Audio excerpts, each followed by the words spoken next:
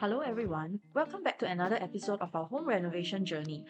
Let's start with a quick update on the formaldehyde levels. They are still relatively high because we've had to keep the windows closed to prevent dust from nearby renovation works from getting in. With little fresh air exchange, it's expected that the levels haven't dropped much as more formaldehyde are still being released from our carpentry.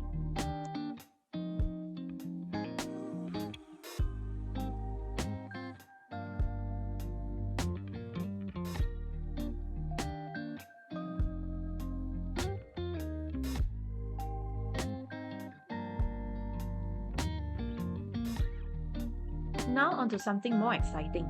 Our fridge has finally been unboxed and placed in position. Under the warm lighting, we were pleasantly surprised to see that its color actually matches our laminate quite well. Here's a first look inside as we peel off the protective layers together.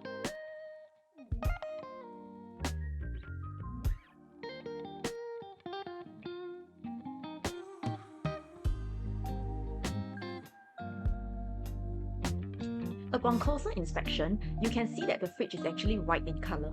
It is already in operation, albeit still being very empty since we haven't done a proper grocery run yet.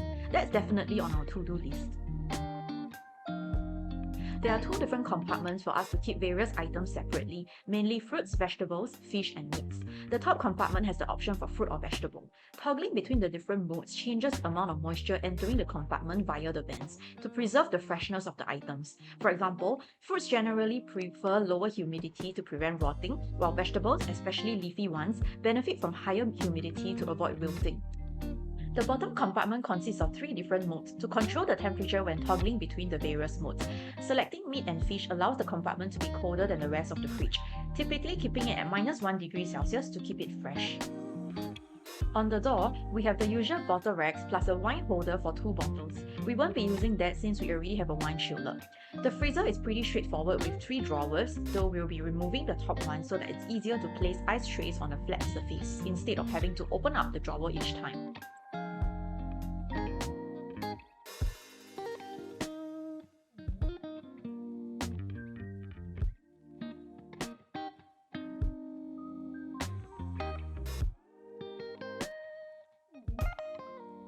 It's pretty much the same for the other fridge, so nothing to talk about here. Since we have 2 fridges, we'll be separating the usage, one for clean items like drinks, fruits and ice cream, and the other for cooking ingredients like meat, fish and vegetables. This way, cross-contamination is kept to a minimum.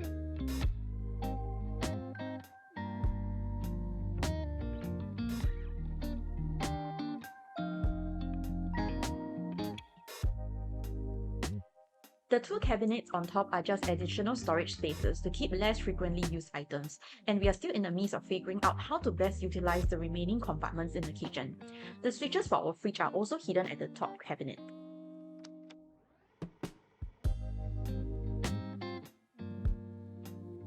Moving on to the kitchen appliances, here's our Whirlpool microwave. It has plenty of functions we have yet to figure out, but we'll learn along the way.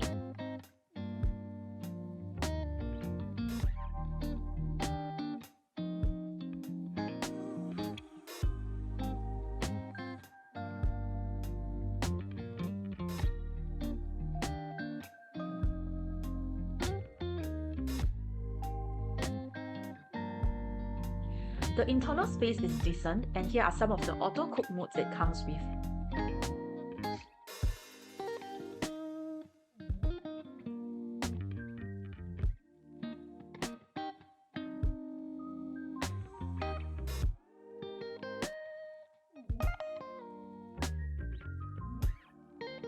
The switches for the microwave and oven ended up inside the cabinet above, which wasn't what we planned with our ID.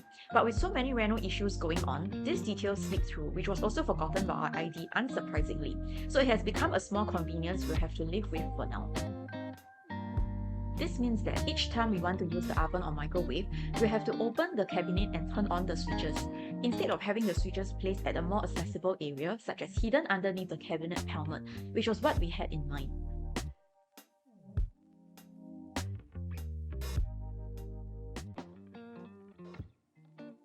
Next is our Whirlpool oven, which comes with a touchscreen interface.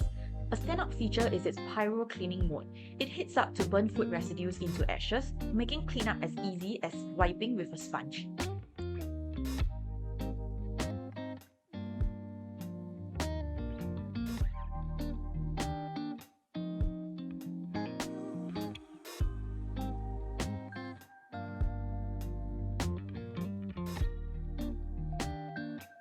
also allows for multi-dish cooking of up to 4 meals simultaneously without blending their taste together. Plus, there are 33 preset recipes to help with providing the perfect cooking.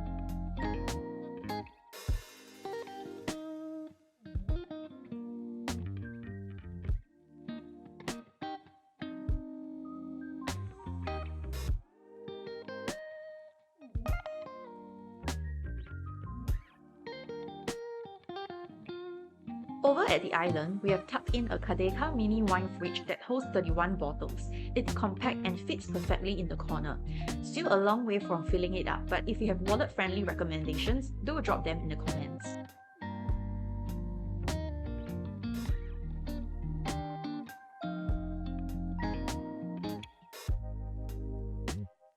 The LG washtower is also in place and has such a sleek design.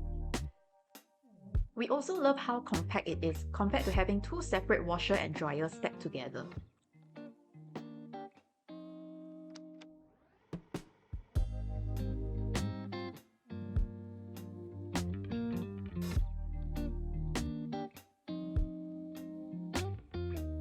Alongside, we also got our Whirlpool dishwasher installed. This model has various programs, but the half-load and crystal glass modes are especially useful for us. We also went with a white dishwasher instead of a silver or black one so that it matches the overall theme of our kitchen.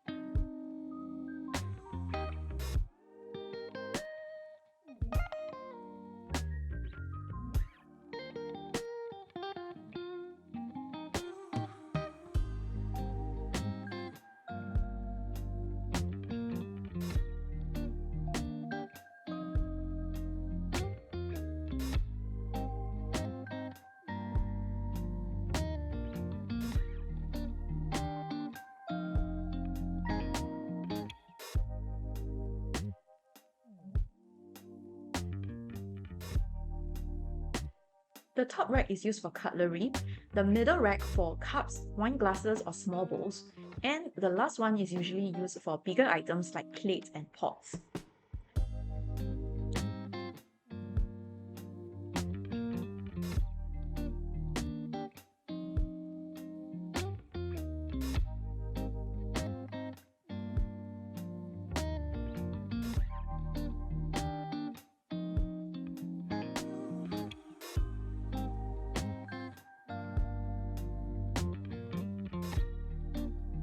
Tip for first-time users, don't forget to fill the salt reservoir before your first wash. Some say that Singapore's water is not hard, therefore it does not require salt. However, our dishwasher manual actually mentioned that it's mandatory to fill it up, so we would rather play it safe. This section would be for adding in your dishwasher pods, solution, or powder, and also for your rinse aid.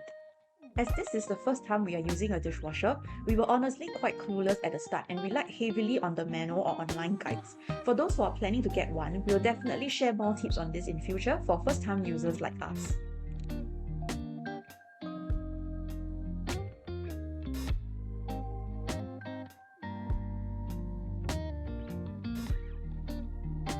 As mentioned in the previous episode, our digital locks date board mechanism wasn't installed correctly. Thankfully, the installer came back today to fix it. In the midst of everything, we were also busy cleaning up the house and carpentry internals as we are starting to purchase grocery and household items to fill up the house. We realized that we didn't cover much on our carpentry layout in the previous episodes, and we have received DMs about this, so not to worry, we will definitely share more in the upcoming episode. Finally, one of the most exciting purchases we have been waiting for since we made payment 1 year ago, our KEF LS60 speakers. This was probably the priciest piece in our living room, but we really loved the speakers so much that we decided it would be worth investing in to serenade our ears.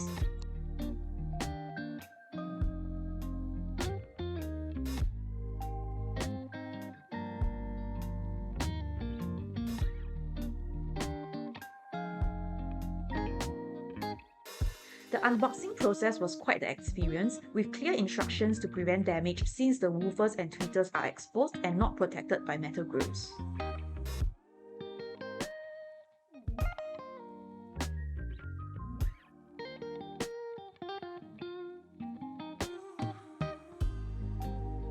Here's a time lapse of us unboxing them.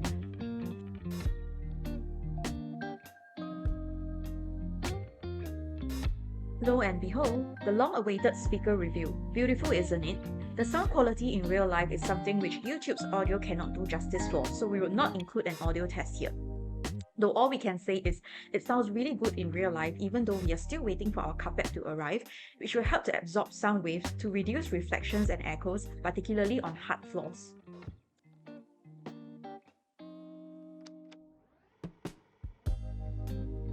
Here's a sneak peek of our TV console wall.